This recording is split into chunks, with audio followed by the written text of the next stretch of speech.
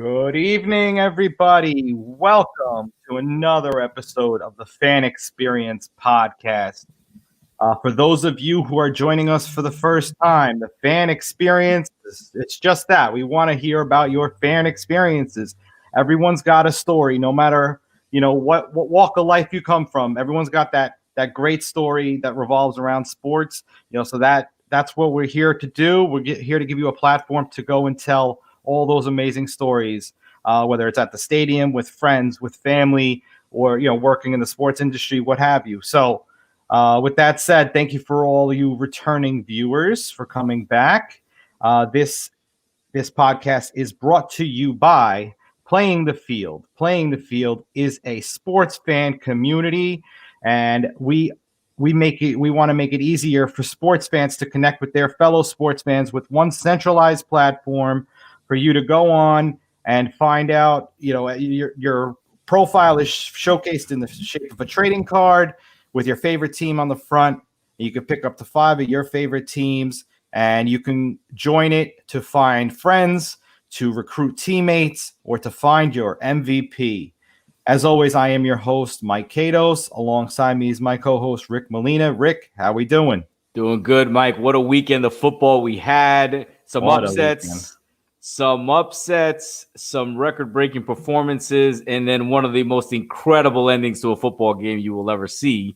But tonight we got Dallas and the Ravens. Obviously, the Ravens up 14-10. But we begin with the news that Dez Bryant was pulled off the field after testing positive for the COVID-19. I mean, what is going on with the Ravens? I mean, they just can't get their protocols right. Yep. Dez caught it, everyone. Yeah, literally, he caught this. Yeah, he definitely caught this. He caught it. So there's no denying it now. Yeah, there's no replay is going to overturn this. Yeah. There was a replay. I mean, the guy, obviously, he was out there warming up, and then they pulled him off the field, said, we don't I mean, what was it? Like, Jerry Jones goes over and says, he looks a little sluggish. Yeah. Maybe you should give him a quick rapid test. He might have a fever. You don't know. Yeah. And it's interesting timing, to say the least. Yeah. Obviously, everyone was looking forward to it. Dez the most so. And you know what? Like, before the game, he's sitting there hugging all his ex-teammates. Yeah, that's just not a good look. It's not good. I mean, I don't know what teammates, what coaches, or what have you that he was embracing with, but that's not a good, that's not a good sign right now. And to have this very late, test result, like, aren't they supposed to be tested like first thing in the morning? And yeah, they're tested a couple times a day, especially for a game. And here's the thing, right? Like, if it's inconclusive or you're not sure, why do you let him on the field? Like, why do you let him go out there and you see him hugging people? Like, make sure he's tested and make sure you get a result before you let him go out there for pregame warmups. I mean, I don't know. I do not know what the Ravens are thinking. I don't know if this is the NFL or if it's the Ravens or what's going on out there. But, like, you cannot let the guy on the field. It's almost like the Justin Turner thing, right? Play 7 innings and, he's got COVID. We got to pull him off the field, And the same thing here. Dez is on the field. He's hugging people. He's catching passes. He was probably around a lot of his teammates. And then they were questioning whether they should play, whether the game was going to continue, which it is, obviously. But the Ravens, they got to get to the bottom of what's going on over there, man, because they just can't get this right. I mean, they almost derailed like a couple of team seasons because of what's going on. Look what's happened to the Pittsburgh Steelers and all that. So it's just a remarkable situation in Baltimore.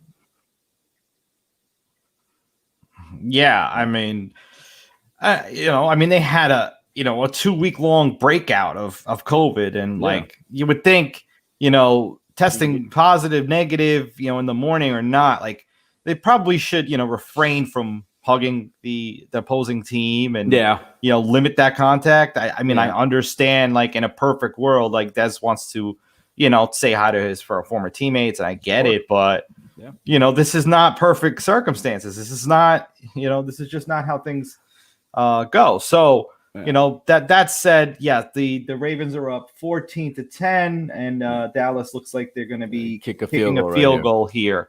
And in defense of Dez, he didn't have an answer. Like, they didn't know. They just let him out there. So, I can understand why he would be upset. Oh yeah, and he says he wants to quit. Yeah. But that could be in the moment type of deal. Heat of the moment, my friend. Never make decisions on emotion. Yeah. So and he lets he wears his emotion on his sleeve all the time. So like we know what that's about. We have a viewer saying what's up? What's up? What's up, viewer? To Facebook user out there.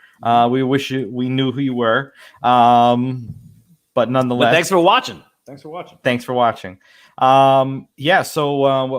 were we touching on next? We were going to touch on, and then we were going to get into what happened at MetLife Sunday, 1:00. Oh yes, Las Vegas Raiders, New York Jets, and let's just kind of break it down. The Jets take a lead. The Jets play well all afternoon. They're able to move the ball, and then they take a lead. You're the New York Jets. You're up 28-24, under 2 minutes. You get the ball back, and you get stopped within 2 minutes left in the game. You punt back, and then all of a sudden, 30 seconds left. 30 seconds left. Derek Carr drops back. Aguilar gets behind Marcus May, and I don't remember who the other safety was, and he misses him for a touchdown. Wide open. So they run it back. Now, you would think that the proper play was to defend for a Hail Mary, have like 7 guys back there. Oh, no, not the Jets. No. Greg Williams decides, you know what? I'm going to all-out blitz this guy. All-out blitz. And you know what? Man coverage. For those of you who are upset that the Jets won, for those of you who have said, you know what was he thinking? You know what? He was thinking.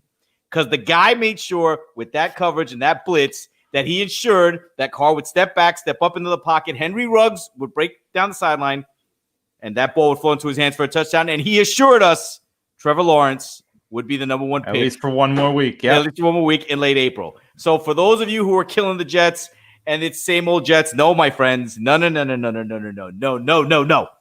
The New York Jets was the right thing. Great call, Greg Williams. Hang a banner outside of MetLife for the guy. Put the guy in the Ring of Honor because he just secured our franchise quarterback for the next 20 years. He just secured that we'd have a new coach. And speaking of new coaches, obviously there's word of one man who might come to the Jets, but we'll get into that later. But again, just a remarkable scene. You and I were on the phone listening to that. And when that ball fell into Henry Ruggs' hands, you and I went nuts, Mike. Take it away, your emotions Sunday afternoon at 4 o'clock as that ball fell in his hands. Well, as much as I, obviously want the Jets to lose, so we can secure that number 1 pick, I also, in my survivor pool, picked the Raiders. There you go. Another reason to cheer. A lot of people's recommendations.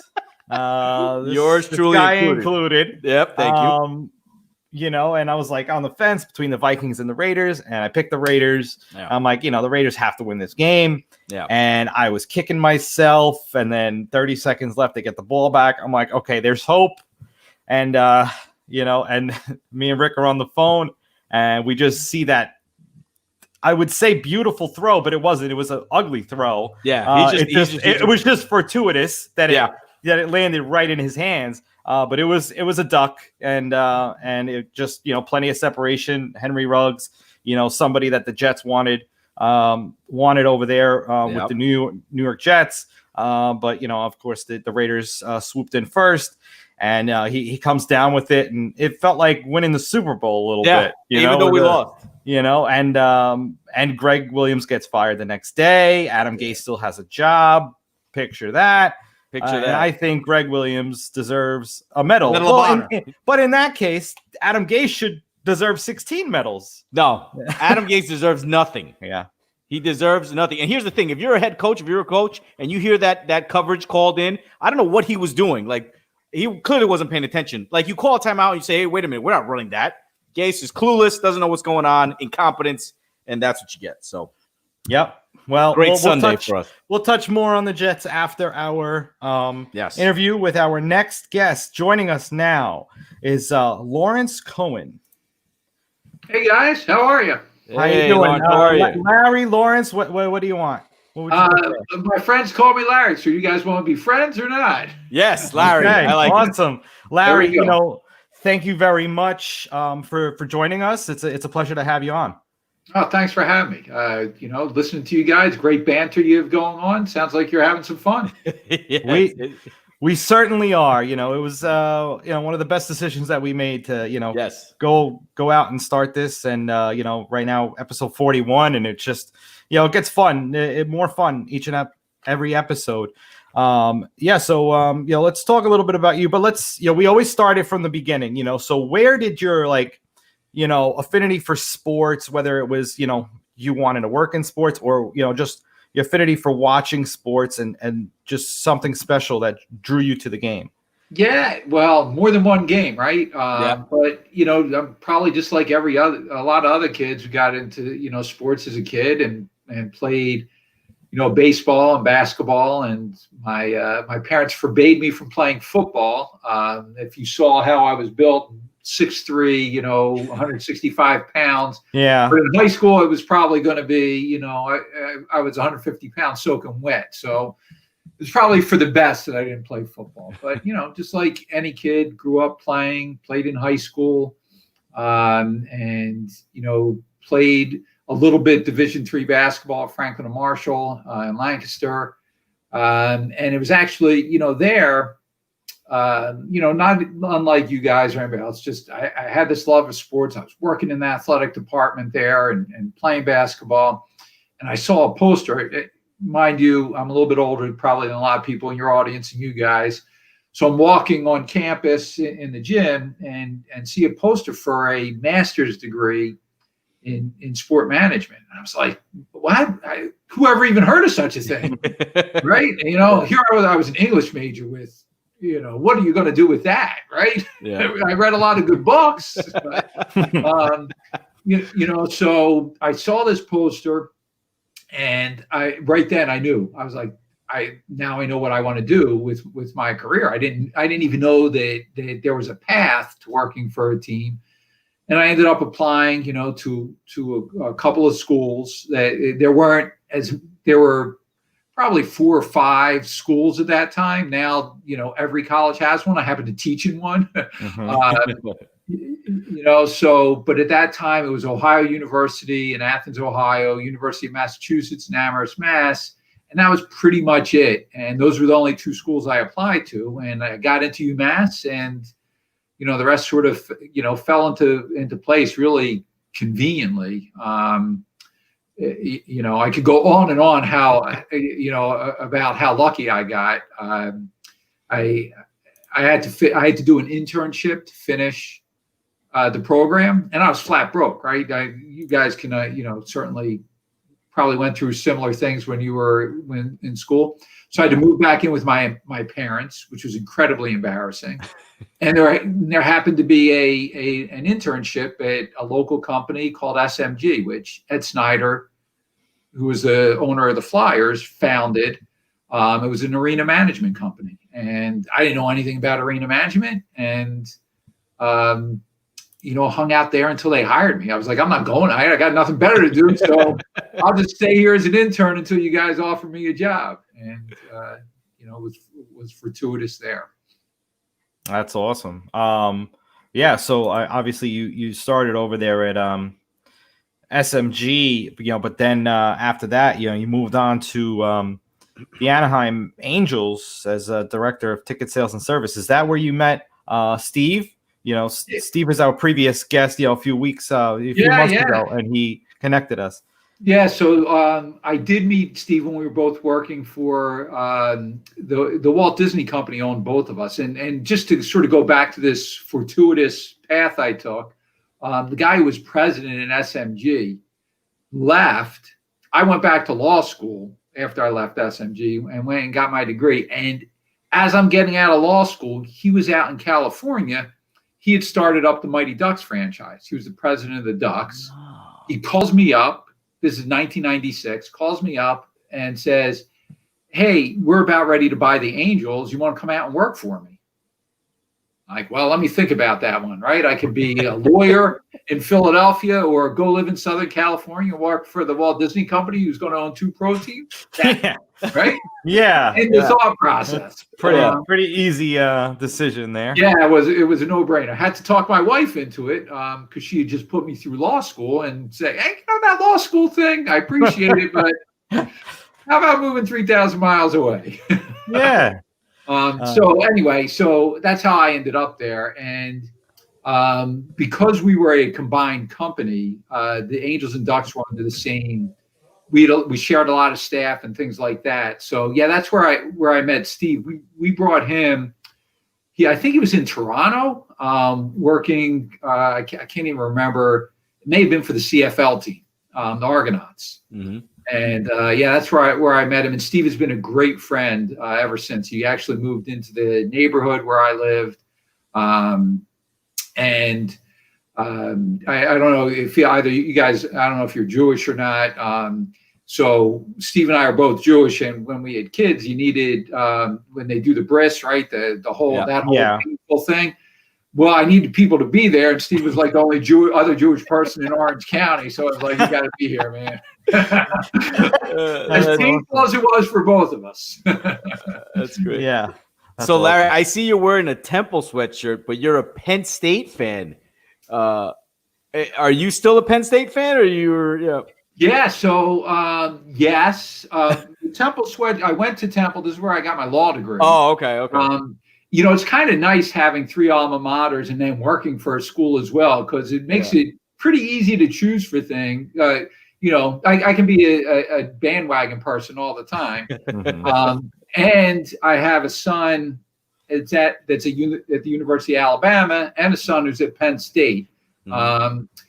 But to answer your question, I grew up a Penn State football fan back in the 70s and the 80s when it was really their heyday, and I've maintained that fandom. It's the only it's the only team.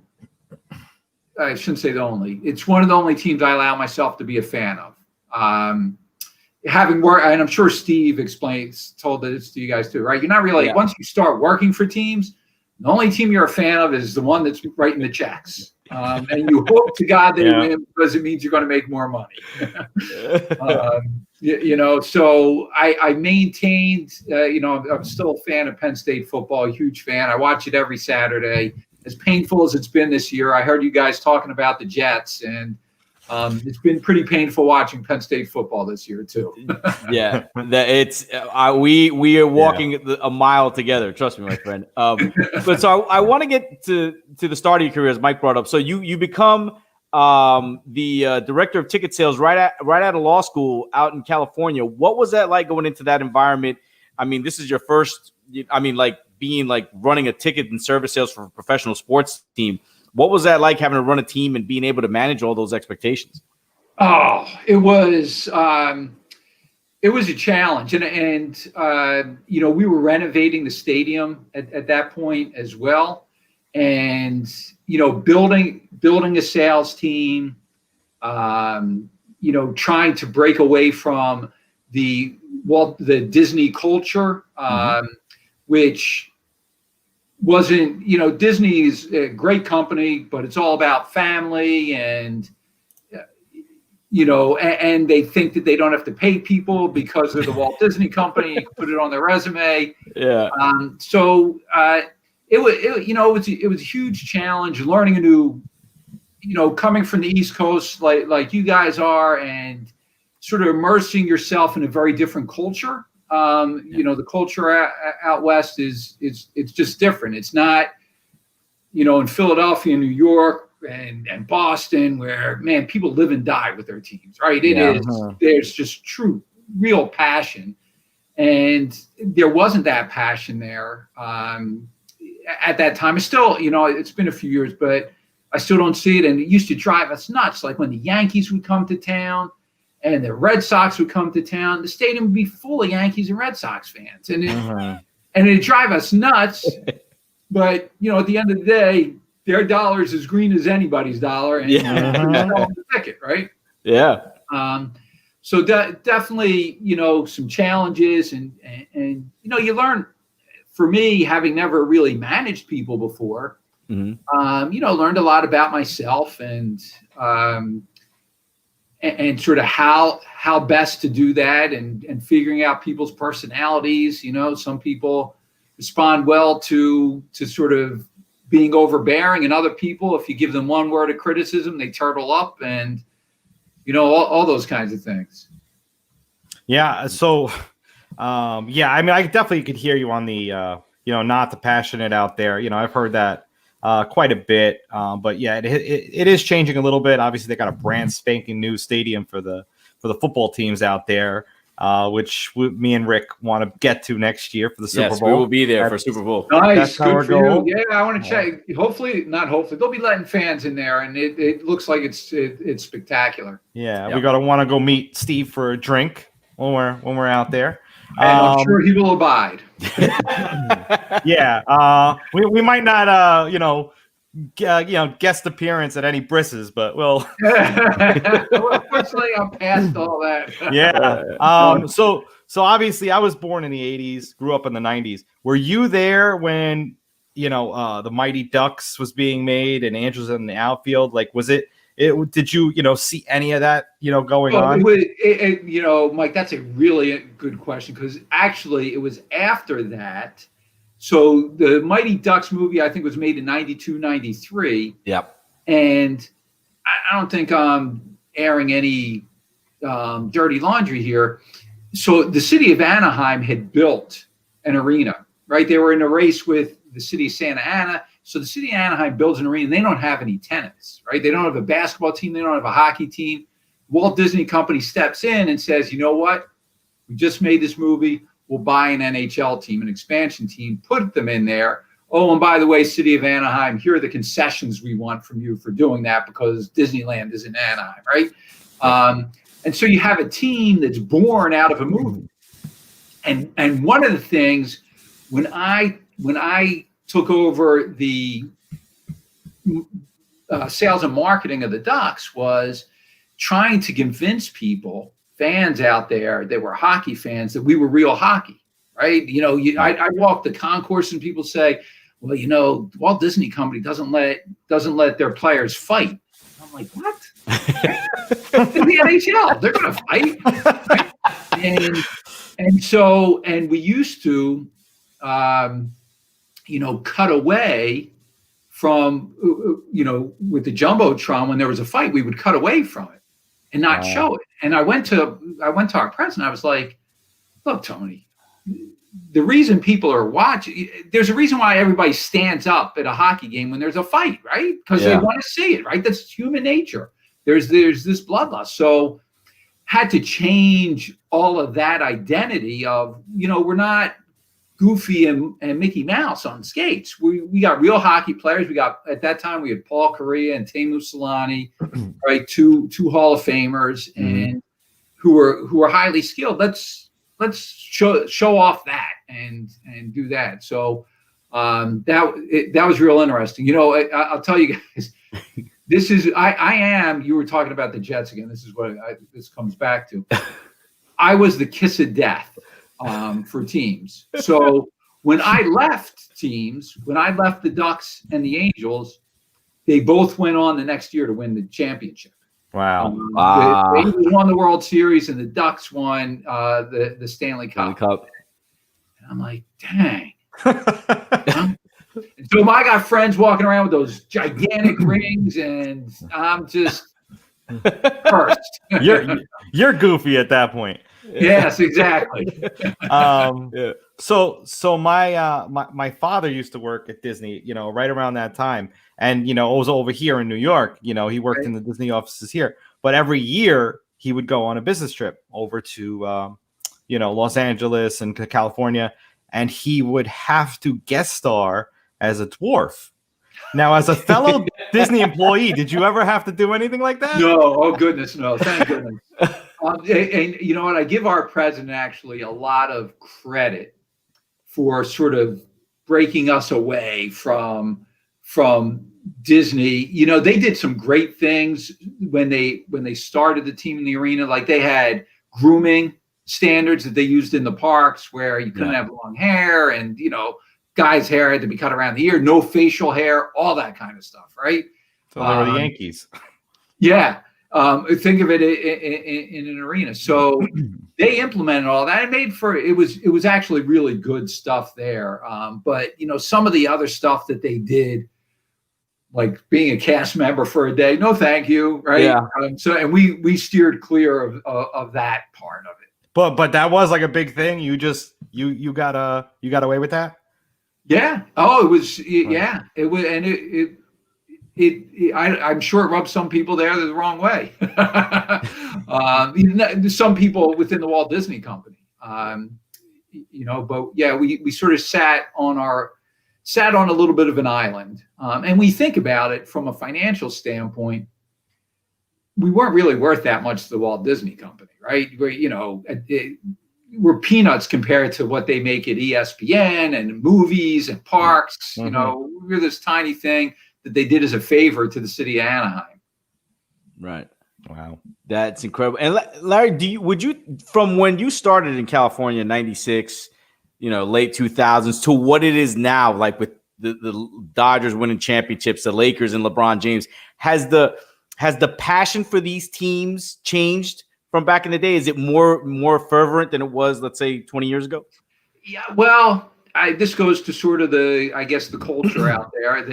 If you're a winner, they are coming out and they're going to support you big time, right? Yeah. Uh-huh. They're not going to be like you Jets fans and Eagles fans who are going to show up right when it's 15 degrees out and snowing or ice coming down and the team is 0-15 and they're coming out for that 16th game just to boo, but they're coming out. Yeah, that's us. And in the Eagles sense, you throw batteries at Santa Claus. Yeah, legend has it, right? So you go from the Ducks, then you went to Tickets.com. Why the transfer there? Was it something different you wanted to do, or was it just another opportunity that presented itself? So it was a combination of circumstances. One, my godfather, the president, right, decided he had enough, and he left. And seeing as I was the only person he moved from his old company out there, I was like, this is not going to have a happy ending for me, right?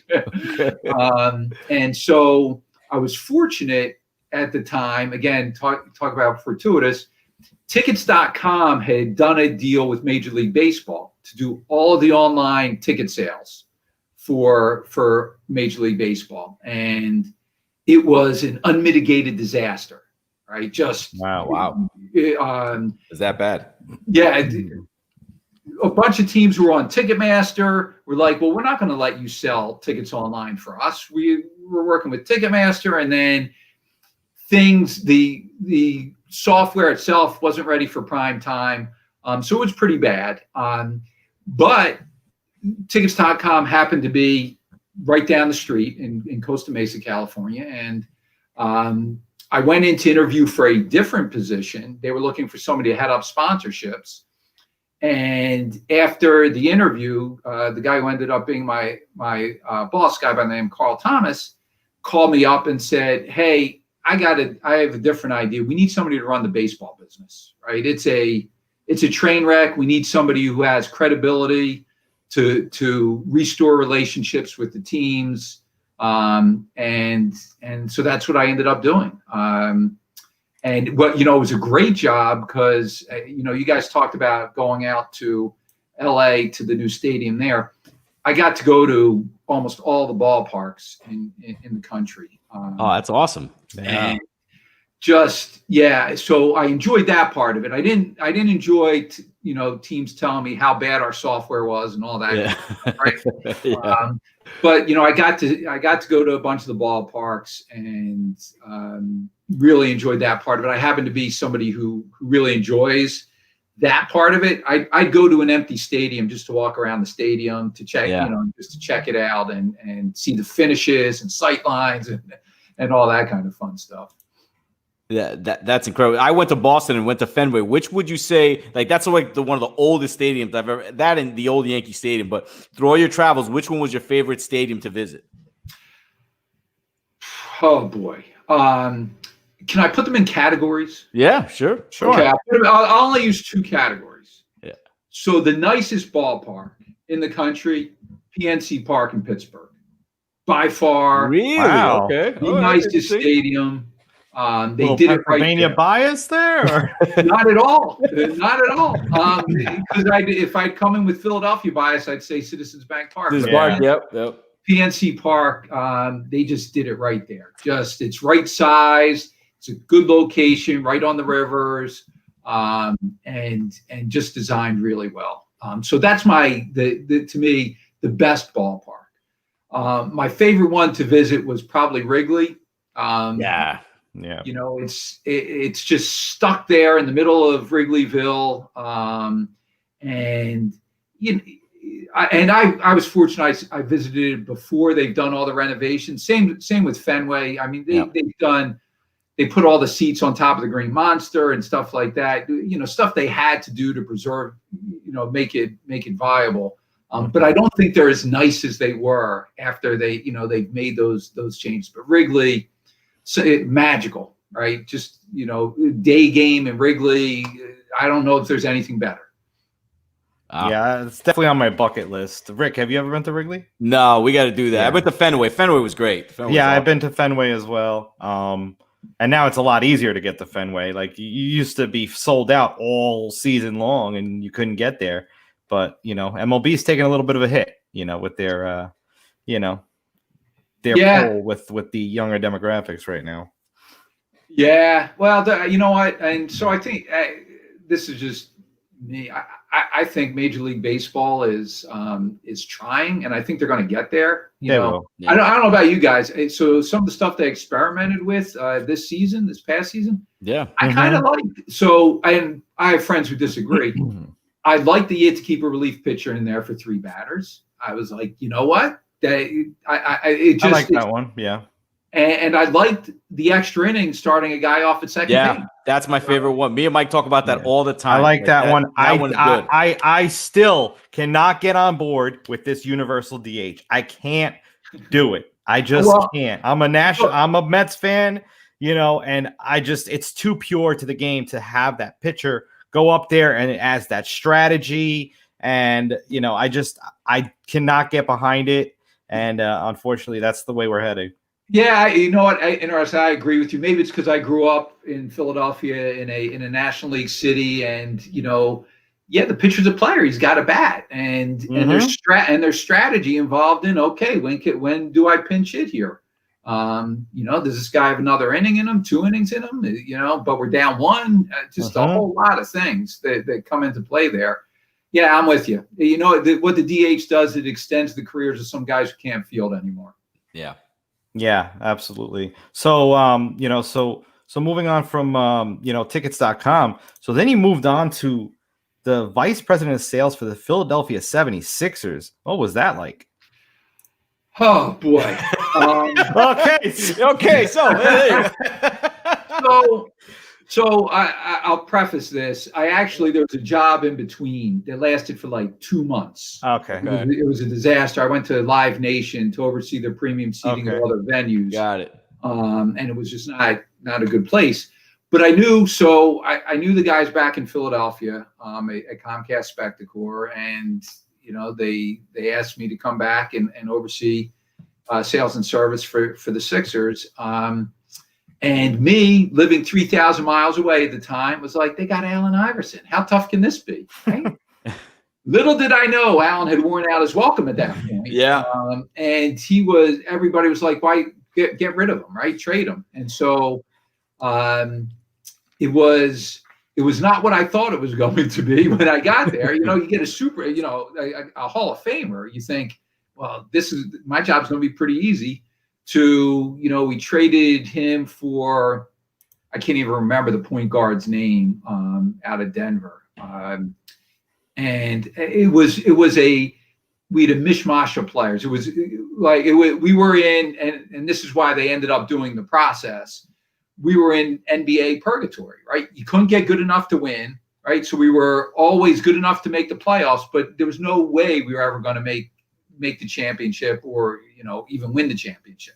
Yeah. Just didn't have, the superstar level talent. I mean, our best player, and he maybe end up being a Hall of Famer, but was Andre Iguodala. But Andre, great player, but not the guy, right? He's a supporting cast, a great supporting cast, but not the guy who's going to take over the game in the fourth quarter and will you to victory. So it was a challenge because our fans, talking about fans. So 76ers fans, Philadelphia's an interesting dynamic. Flyers fans, right? Really, really passionate. And there aren't a lot of them, but man, they will spend their last nickel going to a Flyers game, right? Wow. Okay. Sixers fans, if they're winning, they remind me of California. If you're winning, Sixers fans, they will far surpass in numbers Flyers fans. But if you're not winning, they're just not coming, right? They have no interest. So we were sort of stuck in that purgatory when I was there. Sammy Dallenberg was our center, and Andre Iguodala, and I can't even remember the guys who were passing through. But it was nice to get back to Philadelphia, except except in the winter months. Nice to come back home, so to speak. Yeah, I bet. So I just want to breeze through these. So you had a couple of small stints. You were managing arenas for over there of Global Spectrum, and then you went on to be an attorney, finally, and for about a year, and then you went over to Drexel. What drew you to going to want to teach sports management? Was that the first thing that you went and taught? Yeah. So I had actually been doing adjunct work when I was out in California, teaching classes at actually University of San Francisco had a campus in Orange, California. And I taught classes there, and I would guest speak at Long Beach State. And I really enjoyed doing it. Part of it, guys, was an ego thing. I mean, as I still tell people, I probably shouldn't say this. I get to get up in front of people, assuming we're live and not on Zoom, right, or anything like that. We're live. Okay. I get to get up in front of people, 30 people who have to pay attention to me and listen to me like I know what I'm talking about, right? Yeah. They're taking notes on what I'm saying. Yeah. Complete ego play. So I enjoyed that, and I enjoyed teaching and finding, there are always going to be students who don't really know why they're there, right? They're there because their parents said they had to go to school, and they're like, well, sport management seemed like a cool thing to study, but they don't really know why they're there, and it's pretty evident. But then you have some students who are just dynamite, right? Who are really focused. And know exactly what they want to do, and those students really make it worthwhile. So when I got back to Philadelphia,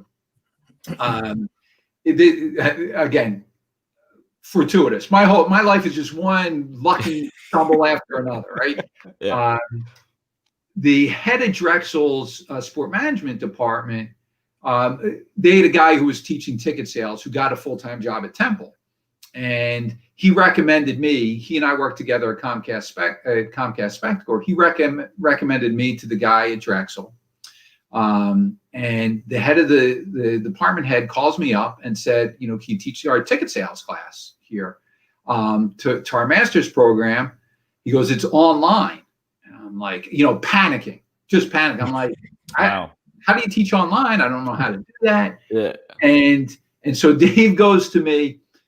Dave O'Brien goes to me. He said, Larry, if Linda Bruno, who was the commissioner at the A10 at the time, goes, if Linda Bruno can do it, you can do it. And I was like, okay, I'll do it. Years later, I found out Linda Bruno couldn't do it. Right? So anyway, that got me in at Drexel, and unfortunately, Dave had a great career. He'd been the AD at Long Beach State, AD at Northeastern, was the AD at Temple. He had been fighting cancer and it was in remission. Then it came back, and he called me up one day, and he said, "Can you teach my law classes this term? I'm going through chemo and stuff like that, and I don't think I can teach." So I said, "Yeah, I don't know a whole lot about sports law, but I know more than the students do. So yeah, I'll do that." So I taught his law class for him, and then at the end of that term, he called me up again, and he and I had several lunches where I said, I'd really like to try to transition into doing this full time. I kind of like it. Yeah. And he called me up at the end of that term, and he said, "Hey, I don't think I'm coming back." A really tough conversation, right? He sort of knew that the end was coming. He said, "I want to recommend you to replace me." And that's how I ended up getting the full-time job. So look, I in some ways really unfortunate and sad, because Dave was just a great person and a friend. But I was just fortuitous that timing was happening when it happened, and I happened to be there. And so I'm doing that, and I've been doing it on Zoom for almost a year now. Which my language. I don't know if it's not fun. Oh, you can curse on this show. That's all right. Yeah. Let it rip. It's okay. Let it rip. It's hard, right? It's hard for me. It's hard for the students. It's sort of like what we're doing now, right? Where I can see you guys, but it's two-dimensional. Imagine having 40 people in a two-dimensional thing like that, right? There, it's the Hollywood Squares on steroids, right? Yeah.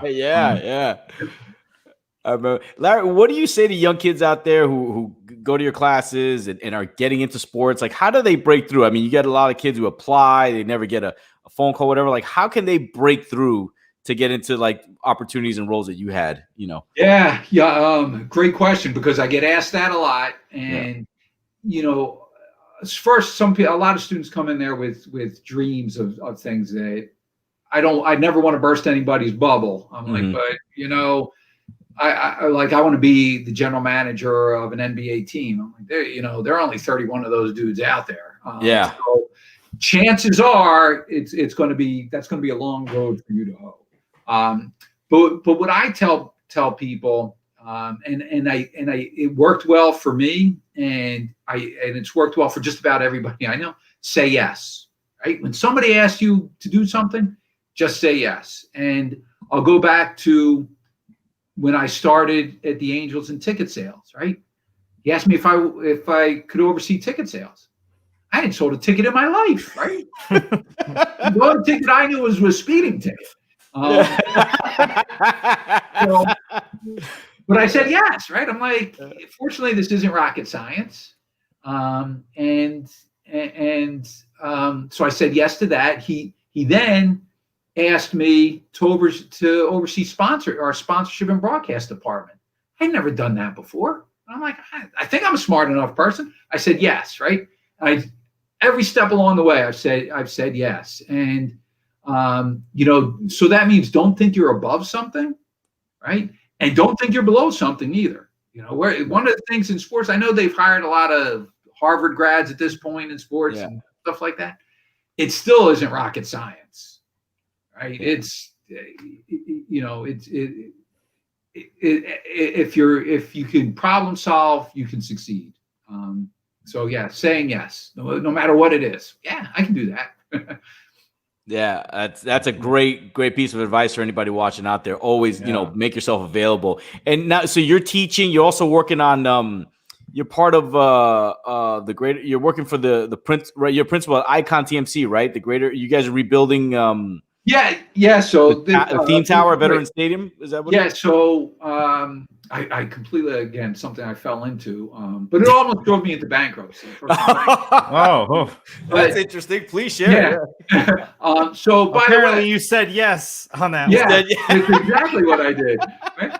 Let's be clear. You guys have said yes because you started your podcast, right? So, right, it's a magical word, right? It is.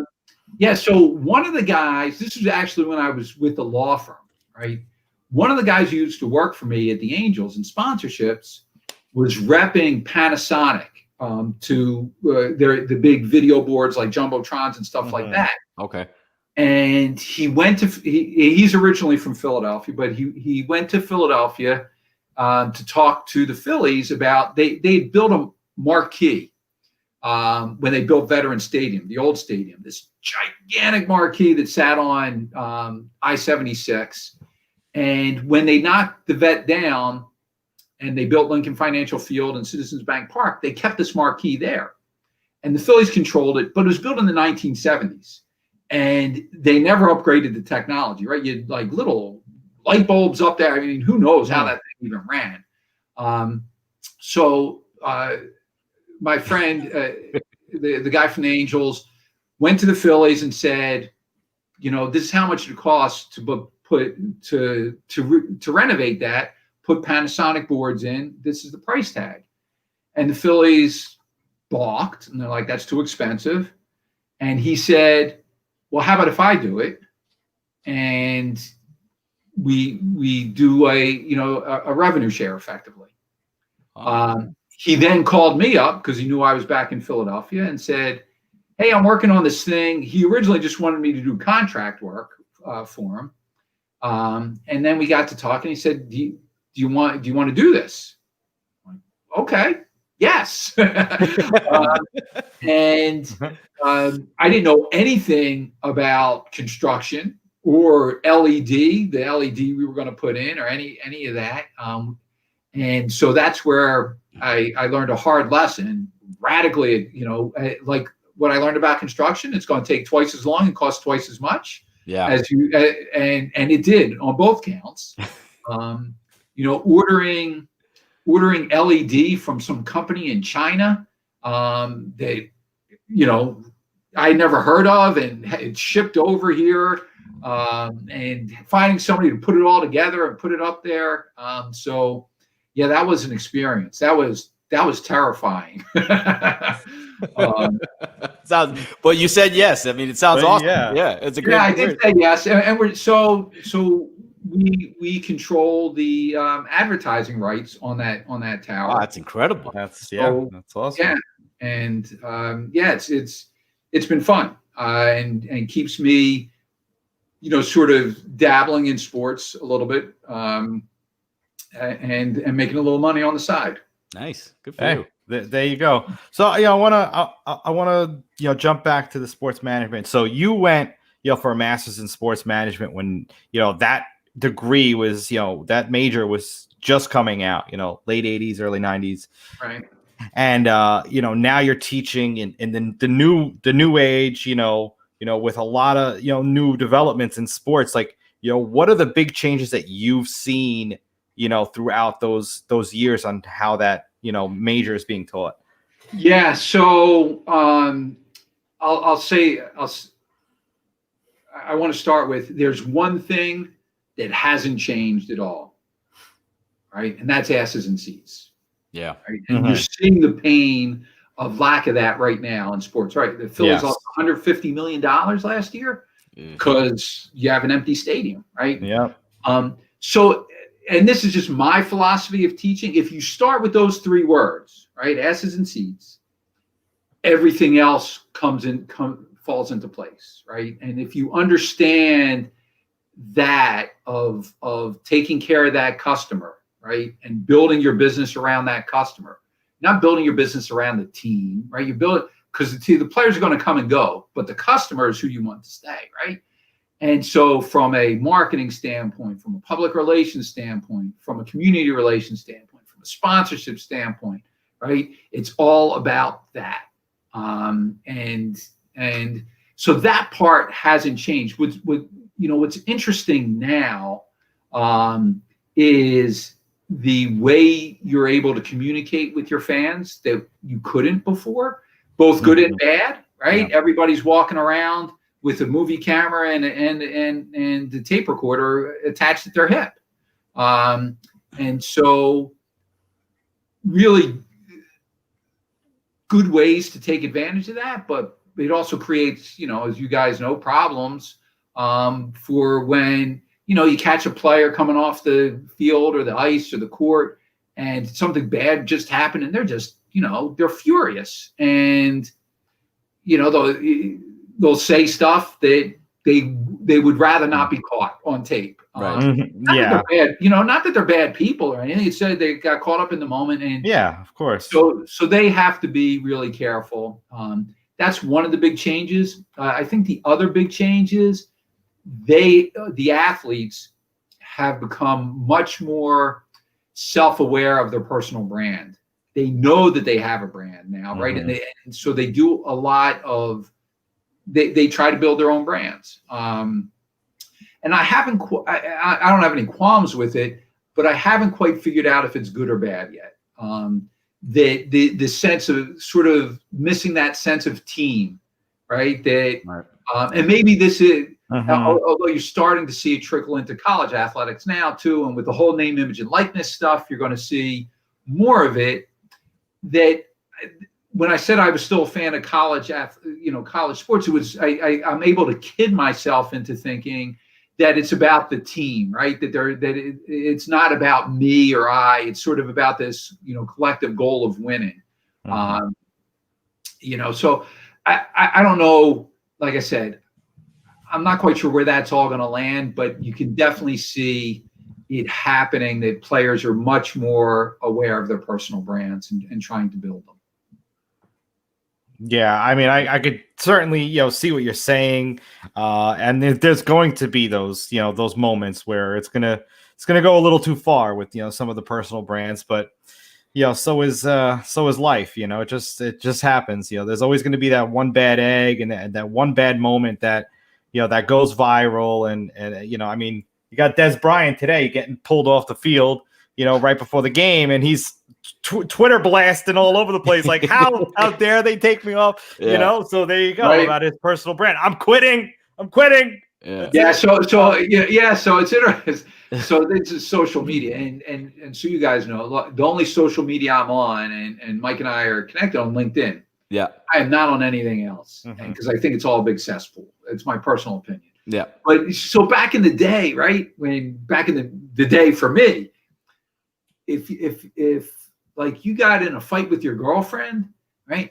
You weren't on Twitter all of a sudden, F-bombing her and stuff like that. It sort of just simmered inside of you. Yeah. And maybe you sent a nasty letter, but you wrote it and then it sat on your desk. And then the next day you're like, I'm glad I didn't mail that, or, whatever it was. Yeah. It wasn't this instantaneous stuff that you just can't take back.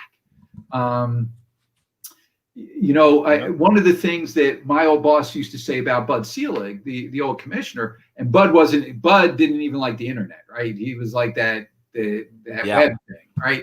Yeah. But he was all about, slow down, right? And there's something to be said for that, right? Give yourself time to think about things, and it'll be easier to work problems out. So all right, I'm off my soapbox on whatever soapbox I was on.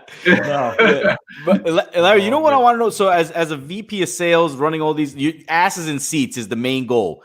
But when a team, let's say like the Jets, where they're 0-12, if we were to have people in the stands, nobody would go. They sell their seats. Like, do you guys go to like ownership or like management and say, look, we're not getting this done because the team is bad? Like, do they hear your input? I mean, is your input important to them? I'm curious about that. No. Oh, okay. They couldn't care. They couldn't care less, right? It's and there's a wall like between the team operations and the business operations. Okay. Like at the Sixers, I guess at the time I could have gone into Billy King's office and said, "Hey, Billy, why don't we pick up Kobe Bryant?" Right, because he's a Philly guy, yeah. Right, and he would have been, get out of here. Right? But don't they realize that the product impacts the bottom line? Yeah, they do, and so their jobs are, but their job is to win, right, and figure out how to win, and that's all they're focused on. And my job was to fill the arena or stadium, and so when you get a bad team, right, and this is what I used to tell my salespeople. It's what I would sell, and guys, you got to understand, I believe this to my core. Yeah. You never know if it's going to be the night Wilt scores 100. That's why you got to be there. You never know. Now, it only happened once, right? Mm-hmm. But you never know when that night's going to be, right? Yeah.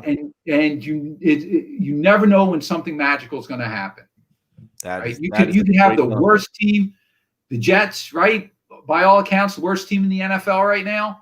But their next game, something spectacular could happen. I don't know why, but something spectacular could happen. No. I'm picking the Seahawks in my survivor pool, so please, no.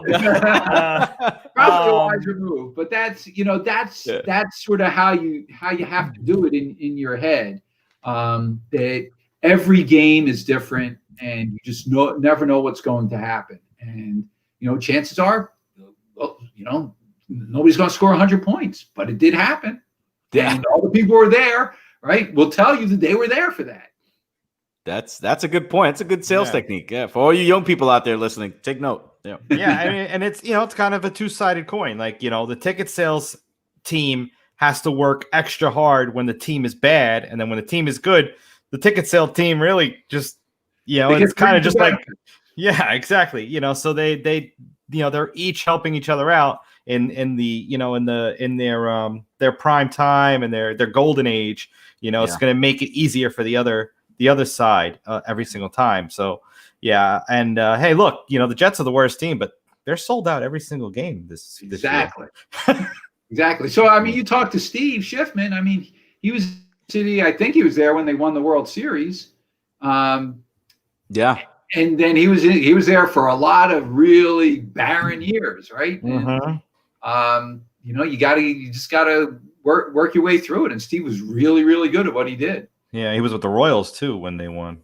So I meant the Royals. Okay. Yeah, the Royals were a tough watch for a while there. Yeah. Yeah. Well, unfortunately, they beat my Mets, but that's that's old news right there. Yeah. But Rick, you have another one that you want to get to? I think we can go we can so go for much longer. So you're teaching now. You're involved in this project. What's next for Larry? Like, do you see yourself getting back into sports in a different role, or are you sort of just kind of waiting for the right opportunity to present itself? Yeah, I don't know. That's a great question. I'm ready to say yes. I don't know what that means. I'm intrigued by esports. Yes. And its growth. So at some point, other sports besides the big four, if you want to count soccer, the big five are going to break through. Yep. I think there's a lot of opportunity in women's sports right now. In certain women's sports that I think are poised for growth. I look at women's volleyball, and I think that I'm like, there's no reason that shouldn't be, taking off in the United States. It's incredibly exciting, and it's popular too on a grassroots level. So, I don't know. I don't know that I would ever want to go back to one of the big four, big five. I think that everybody there is sort of, I don't know that there are any new challenges there. Okay. But so I will say this, and unfortunately I didn't follow through it. I was intrigued by both the Alliance of American Football and the XFL because I thought I thought that spring football could work. I saw it work with the USFL as a kid. Oh, back in the days, yeah, I remember that. Yeah, but for some really bad management decisions that they made, that league was really successful. And I think that's why both the AAF and XFL tried it again. Both of them were undercapitalized, and so it didn't work. But I got a feeling who's the Rock bought the Rock's. Yeah, I think he's going to lend his credibility and his name to that. I think that's going to be popular for a few years. Yeah, I think it has. I think that's going to be huge. Some staying power there. Yeah. Yeah. So, who knows? We'll see what happens, I guess is the best way to put it. All right. We'll be keeping it out for you. And he bought it for pennies on the dollar. That's he did. Amazing. So you know what? One last question. Obviously, you being an executive in a lot of the ticket sales, for a different assortment of leagues and sports. So the app that we're building, it's a sports fan community, and we want to eventually partner with some teams. Like, how do what would I do to try and get in touch with, and who should I try and contact at these teams to try and get like kind of like a royalties deal, or just a partnership where we'll bring you the fans and work out some kind of deal there. Yeah, so with baseball you got to go through MLBAM, Major League Baseball Advanced Media, right? That's going to be they're tough. Yeah, I've heard. But at the team or league level, I think you go through the sponsorship department. They're all that matters to them is money. So if you come with money, a money proposition, they're going to listen. And so if you can monetize that app from their perspective, whether it's through a new sponsorship avenue, right? That we have a deal with Match.com or what whatever it is. That's the way in the door, because it's all about the money, and that's how I would do it. So that's how we reach out to a guy like you. We just got to go through sponsorships and knock on a lot of doors over there, and just say yes. And just say yes. And look, so I'll tell you guys this. I mean, you talk about fortuitous. Your timing is interesting, because all these teams are losing a bucket load of money right now, right? And they're letting people go, and they are looking for ways to generate revenue, right? And yours is not. Nobody's doing it that way yet. Yeah. So I think the timing, is actually great. Yeah, that's I certainly agree. Obviously it's right now it's going to be the golden age of online, people meeting online, and then once these stadiums start opening up, then open the floodgates. So it is a little bit of a silver lining. Getting furloughed from my day job for a little bit, gave me the opportunity to sit there and develop the app by myself, at home, and just keep working on improving it. And, hopefully by, next, by the Super Bowl, or, by opening day MLB, it should be, off and running with, all the bells and whistles in there. Yeah, so. And I think it's great. And like I said, I would start thinking about, okay, how can I help these teams make money with this? And they will. Everybody I know in the industry would listen, right? If you think about the evolution that went on when I started in sports, casinos, no freaking way, right? They weren't allowed to advertise with us, right? No sponsorships, because it was taboo. Now everybody's in bed with them, right? And DraftKings and FanDuel, right? Yeah. Because why? Show me the money. Yeah, right? There's a lot of money to be made there, and so that's what talks, right? With these guys. Money definitely talks. Has it surprised you how big it's gotten with the sports leagues? I mean, FanDuel's in everything. They now remember back in the days, they couldn't even be players couldn't be seen in Las Vegas. Now they got teams out there. That's what I'm saying. It's incredible, right? It's just fascinating. Part of me is concerned about, the scandals that are inevitably going to happen.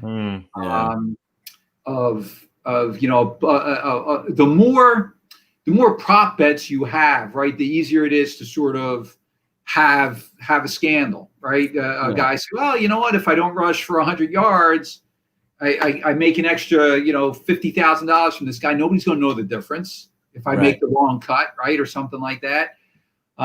So I do worry about that kind of stuff. But at least it's all out in the open now, right? Yeah.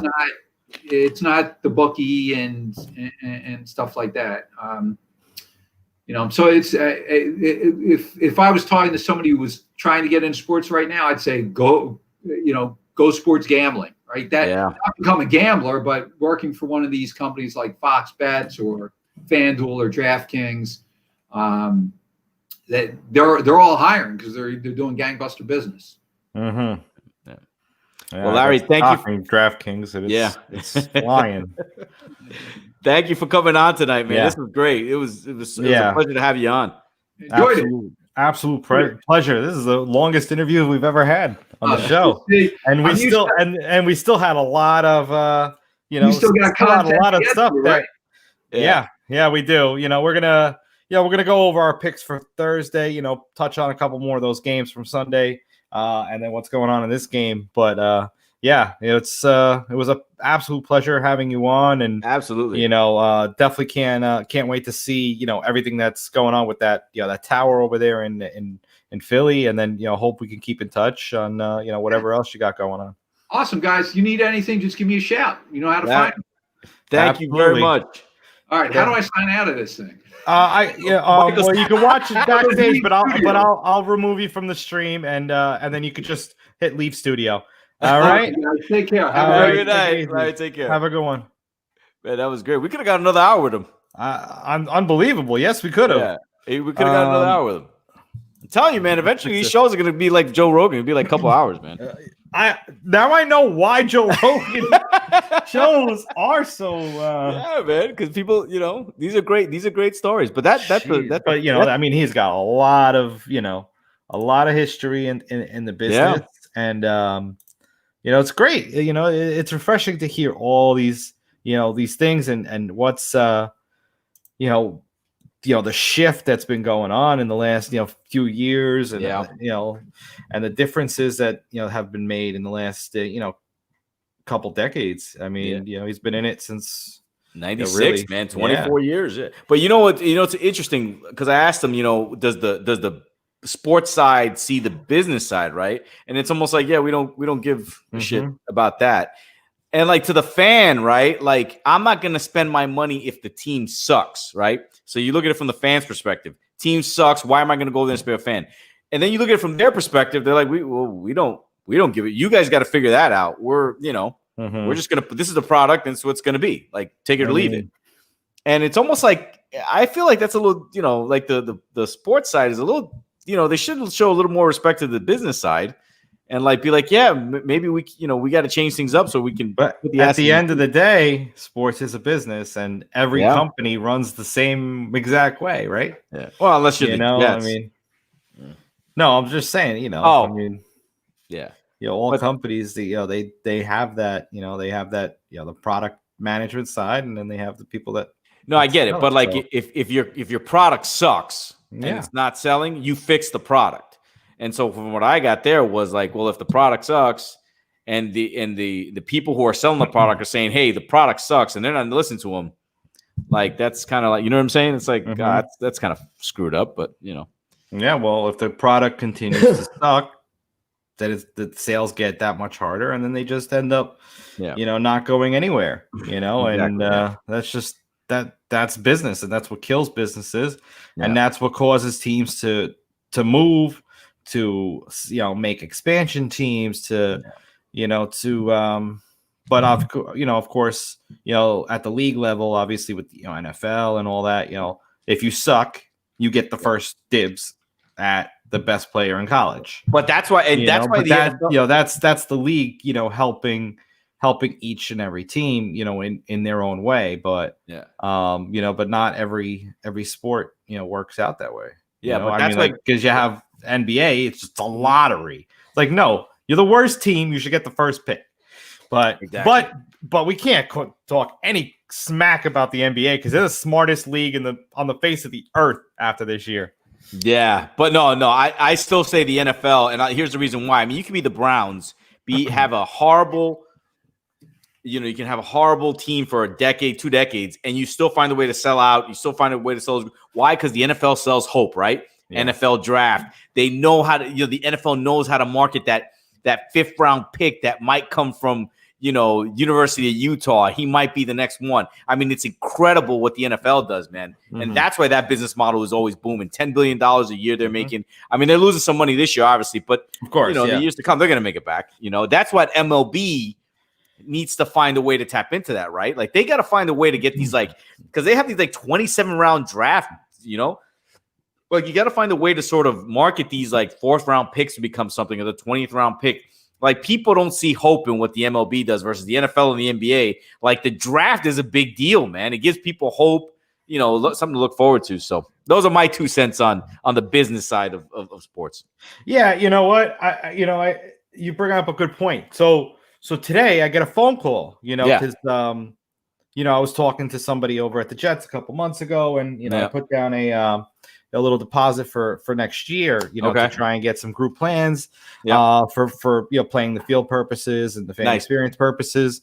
So stay tuned in season 2, because there's going to be a lot of giveaways. So there we go. We want everyone involved. Yeah. But and if there's any person who works in one of these sales teams in sports that are watching our show, wherever you are all over the country, if you happen to be tuning in, if you want to partner with us, give us a shout out, LinkedIn, something, so we can collaborate and show you how we're going to put asses in seats through playing the field. So go ahead. Yeah.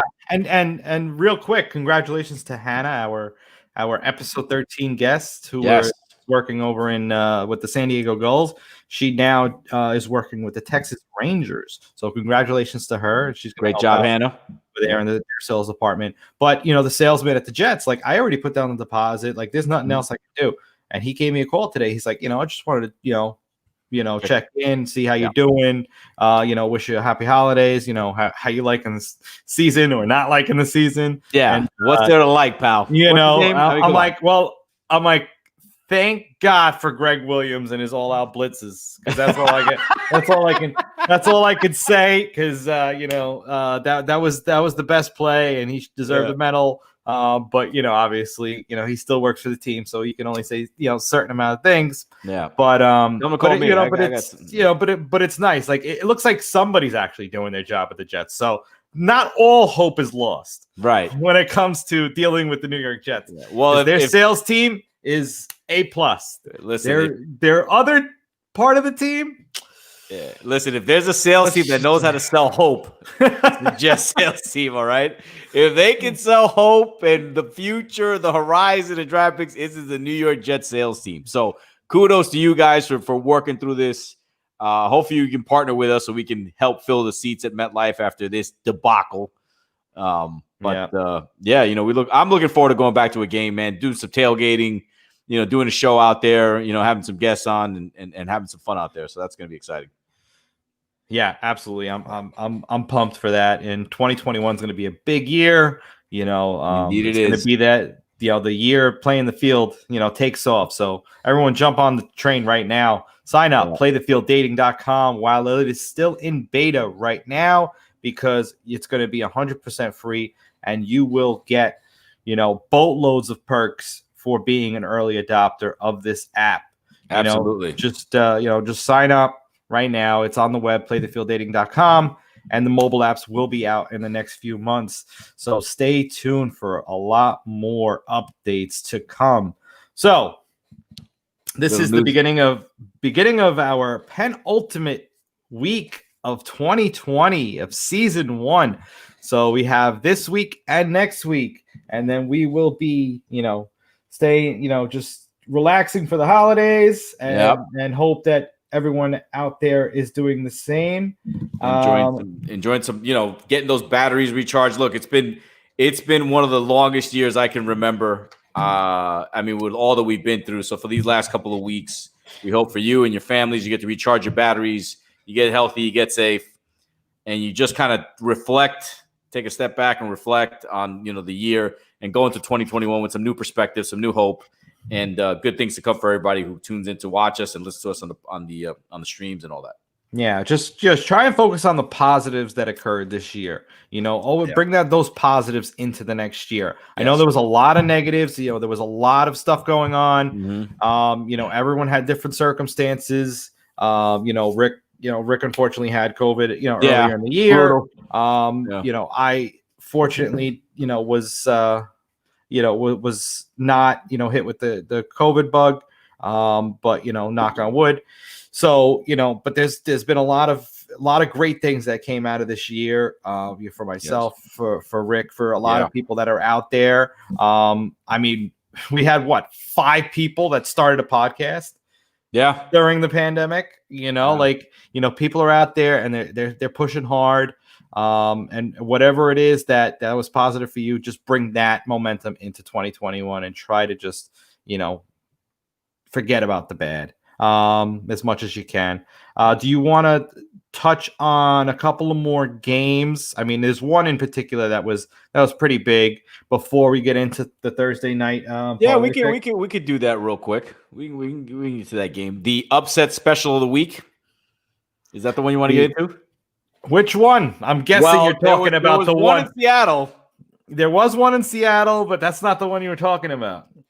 Was it Tennessee getting their ass whooped by Cleveland? Is that the one? No, it was the Pittsburgh Steelers losing to the only football team they played this year. So here's the thing about that. I was talking to a buddy of mine at work, and Matan's watching tonight.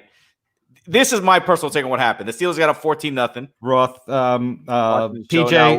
PJ, our prayers go out to you. PJ, it's just you got to ride it out, man. I mean, that's all I can say to you. I wish you well. But thank you very much for watching the show. Yeah, thanks for watching. Stay isolate. Yeah, prayers to you, and we want you to get well soon. Get well soon. Isolate. And it's just like a storm, man. You literally just got to ride it out. I mean, that's what I did, and I threw up in a trash can at a train station when I got it on the way home. But we won't get into that.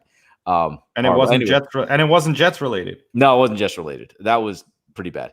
But what happened here is real simple to me. And here, you tell me what you think. They got up 14-0, and I just think they were like, this game's over. Mm-hmm. And Washington just kept playing, and they kept making plays, and that defense came out of nowhere, and they just lost the game. I mean, that's literally what happened. That's the debate I had today. That's what I think. Mike, your thoughts on that? Yeah, I mean, they lost a couple of defensive players, but Washington came in more motivated than the Steelers. The Steelers took it for granted. Yep. There it is. Washington definitely had a little bit of fire under them after the Giants upset over there in Seattle. Yep. They just wanted it more. I mean, and you know what? The Steelers went out there and they said they're not trying to get a perfect season. And it actually works out better for the Steelers because I agree with you on that. You can't get cocky. You have to lose a game to know where you need to improve. And they've been. I mean, the past 3 or 4 games that they've had have not been stellar. I mean, they almost lost to the Cowboys. Who did they almost lose to the next week? Was it like the Jaguar? Who was it the next week? I can't remember. Okay. And then the Ravens. They gave up a bomb to the third string quarterback last week. Yeah. And then, they finally lose this game. So they weren't firing on all cylinders by any means. So they needed this loss. They needed a reality check. And that's what's going to help them going into the playoffs. I still think Chiefs are going to run with the division and the conference for that matter. But I think the Bills definitely have a shot next week to beat the Steelers and give them their second loss. Yeah. And I think the Bills have a shot, to make it pretty far. I wouldn't be surprised to see like a Chiefs Bills matchup in the AFC Championship or something along those lines. Because you said that the Titans, but they can run. They can run amok. Don't get me wrong. But they gave up 38 points to Baker Mayfield in no time.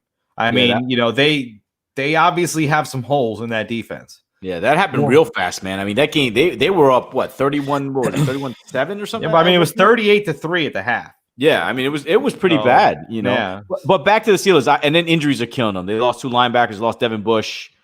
They've lost Bud Dupree. And also you can't let Brandon Spillane or something like that. Something like that. You also can't let Roethlisberger throw for over 50 times. I mean, at some point you gotta run the ball, man. And I don't know what they were thinking out there because they got Claypool. Well, they had no Connor, but but still, you gotta keep the defense that's what respectable. Washington. But that's Washington's strength is to stop that run game, and that's how you beat the Steelers. You stop their run game and you force Roethlisberger to throw. Yeah, and that's the recipe for success in beating the Steelers. So they showed the league something last night. Mm-hmm. I cannot see Washington winning the division, but they do. I think the Giants have a serious shot in winning that division. I think the Giants are going to win the division. The question is, Daniel Jones going to be able to come back? Right now we're 24-10 Ravens, so the Cowboys are going to Cowboys are done 3 games behind. So I mean, they lost Dak Prescott, so nobody really could think that this was is sort of for the Cowboys. This is sort of a wash year. The injuries and McCarthy's first year, give him a pass this year. But still, that's a tough sack right there. Oh, you're a little ahead of me. Yeah. But also wanted to get into the Giants beating Seattle up there with Colt McCoy. I mean, look, man, he wasn't he on Washington for a minute? Yeah. Oh, look at that. Didn't break his leg either. No. So they played a perfect game, man. Defensively up front, they were studs. They confused Russell Wilson. They frustrated him all game, and they pulled out a great win, man. And they're getting better and better. And coaching matters. And Joe Judge is you're starting to see the beginnings of a good coach and a good coaching staff there. And I think the Giants are just, they have that sort of momentum building, right? They got that little it factor kind of going right now. And it's a good thing. And, let's see if they can ride this wave for a little bit. I think they're going to, what's their schedule looking like in the next couple of games? Who do they got coming up? Who are they playing next week?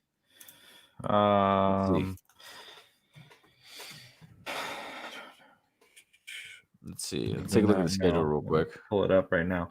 So they got the Cardinals this weekend at home. Okay. And I don't like the way the Cardinals have been playing. No, they've been they've been limping a little bit. Then they got the Browns at home. Okay. Then they're going to Baltimore, and then they end at home against the Cowboys. I don't see why they can't go 8-8. I don't see why they can go 8-8. 7-9, 8-8. Why not? Yeah. The Cardinals I can tell you right now that Daniel Jones back, I think they can do that. The Browns will be a tough one. Man, but they got Browns and the Ravens, but Giants at home. If their defense can, keep playing the way they are and they could stop the run, because that's the Browns' strength. Yeah. And obviously Seahawks is one of their main strengths as well, and they did shut down the Seahawks. So they could beat the Browns. The Ravens in Baltimore. That's a tough one. That might be a little tougher. That's a stretch. But if they can stop Lamar Jackson, from running amok, then anybody could beat the Ravens. Right. And obviously, like you say, if they get a lead. Yeah. Because the Ravens can't come back. They can't come back with a lead. But I'll tell you right now. And then the Cowboys, I think they could, take. Yeah, they're going to beat the Cowboys. But I'm going to tell you right now, I can see the Giants going 8-8. I can see the Giants going 8-8. And that's for a first-year coach who didn't have a training camp or mini camps or whatever. If he leads them to 8-8 and a playoff berth and a division title, wow, man, coach of the year right there. Yeah, coach of the year, right there. Absolutely. And then finally tonight, so listening to Boomer and Gio in the morning what was it, a couple days ago, and the great Boomer Esiason, whose jersey I happen to have, number 7, all of a sudden throws out there that Bill Cowher might be interested in coaching the Jets. Now, I don't know how you feel about this, Mike. And to a lot of people, that's like Parcells coming back in 96 and, immediate what's the immediate credibility? Not, I've been thinking about this last couple of days. I'm not sure. I don't know if the game's passed him by. Maybe, maybe he might be what they need, or because him and with Trevor Lawrence and Joe Douglas or whatever, or do the Jets go with a younger sort of head coach who's built the program before and has, is more of the modern day game? So I'm not sure. I'm still a little on the fence about it. What do you think? I think if he wants to come, I think they need to jump on that opportunity. You pay him $20 million a year? I'm not. That's what paying he's gonna him. want. I'm not paying him. I'm saying if you're the owner of the team and he goes, all right, I'll come if you give me $18 million, $20 million. Like, do you do it? I know if I was in the ticket department, I would tell the team pay him, and then they're gonna be like, I don't give a shit what you say. Selling hope. But no, I mean, no, I understand your point there. Obviously he's gonna demand a nice little salary, but look at the bargain basement deals we've been getting. What a dollar penny. What is it? Penny smart, dollar foolish, or something like that. Something like that. So you can't cut corners. All right. If you want to build a culture, if you want to build, I mean, look at what's going on with the Mets right now. Like, he's trying to build a culture. It's not about the money. It's building the culture and putting the right people in place and wanting people to come there. Yeah. I'm excited for this Jamal Adams Jets matchup this next week, by the way. Oh, it's gonna be fun. Yeah. Jamal Adams is gonna he's gonna shut down Ty Johnson and Josh Adams. Let me tell you right now, don't be surprised if Ty Johnson runs for 100 yards again. No, I think that's where the Seahawks are gonna. Well, I mean, Wayne Goldman did run for over 100. Why? I would, if I'm the Seahawks, I let Sam Darnold throw the ball. He's going to give you 2 picks. He's going to throw a stupid. But you have to stop the run to force him to throw the ball. We'll see. All right, let's go to our Thursday night picks. So we have Thursday night football coming up. We have playing. Yes, I have it up here on the Book It Sports app. New England at the Rams. The Rams are favored by 5. Wow. New England just dropped the hammer this weekend on San Diego. Did they ever? Yeah. 45-0. Thursday night traveling LA. Last time, you know what? I think Jared Goff is due for a good game against Belichick. I'm going to take the Rams with the points. How about that? Yeah, I'll go with the Rams. Yeah, I mean, Belichick's luck's going to run out sooner or later. Yeah. I go with Rams at the points. They're playing good football. They're playing good football. Yeah, they're playing well. Yeah. And they're running the ball well. Goff is, he's back to his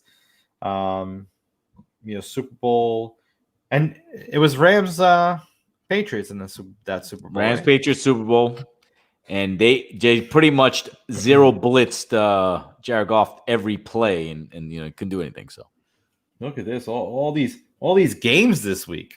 We got Monday night, Tuesday night, Thursday night. Hey, next week we're gonna have Saturdays, right?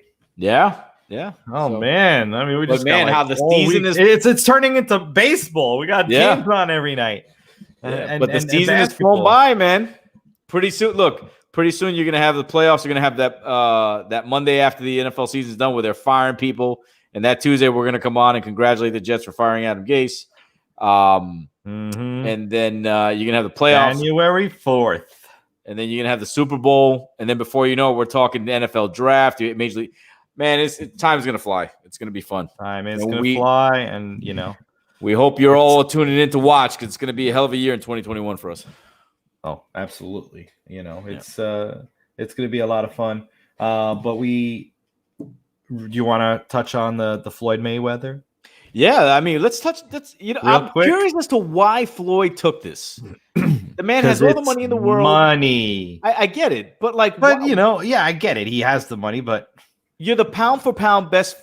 For a decade, you were the pound for pound best fighter to walk the earth, right? You beat everybody who was in. You're 50-0. Why are you doing this? I don't understand it. I don't know if it's ego. He saw Tyson get some. And by the way, that pay-per-view made him $80 million. I don't know if you saw that or not, but they drew $80 million, 2 50-year-olds. So I honestly don't, unless he saw Nate Robinson get put to sleep and he wants to avenge that whooping. I don't know what he would do this. I mean, what are you thinking? I don't get it. I really don't. I mean, if he wants to fight, get in there with like Errol Spence, get in there with Terrence Crawford, get in there with one of those guys. Your thoughts? I mean, I think it's all a matter of money, and that's I guess money talks. Didn't we just have a nice conversation about money talking? I hope, and you just say yes. I mean, I guess, but I hope. Larry called it, so you just say yes, and it's all about money. But here's the thing, Mike. God forbid, what if you're Floyd Mayweather and you run into a right hand from this guy? Not saying that he's gonna knock him out, but suppose he hits him with a right hand like he did Nate Robinson, and you're Floyd Mayweather. Then what happens? Your legacy is ruined. You were knocked out by a YouTuber. Well, I mean, let's be real. Floyd Mayweather didn't play for the New York Knicks. So no, I know that going for him. No, I get it, but think about that. I mean, dude, come on. Do you think? Hey, man, I don't know. I mean, obviously, I would. It could happen. But if he ran into a right hand and got knocked out, I mean, that would destroy his legacy. So I don't know if you're Floyd Mayweather. I really don't know why you're doing this, but listen, it's entertaining. I'll watch. Why not? Say yes. Say yes. Money talks. There you go. Yeah, I mean, this show's been going on too long, so we're gonna have to sign off. We gotta sign it off. Go and talk about other stuff on Thursday. But please tune in on Thursday. We got another great episode in store for you. Feel better, please. And PJ, please. PJ, feel better, man. Feel better. On Thursday, we got to talk a little action tennis, by the way, on Thursday. Oh, yes. And then, because you said Pete, so it brought me up. Yeah. So, and for those of you who did not see, take a look at our Instagram. We were guests on another podcast last night with the NR Hour. Nathan is the host, and, it was a great time. We're just talking Jets, talking sports, talking a lot of NFL. And about playing the field and whatnot. And so you'll go check that out. It's on YouTube. It's also on Instagram and LinkedIn and whatnot. So go check out our Instagram. All the links are there in our story.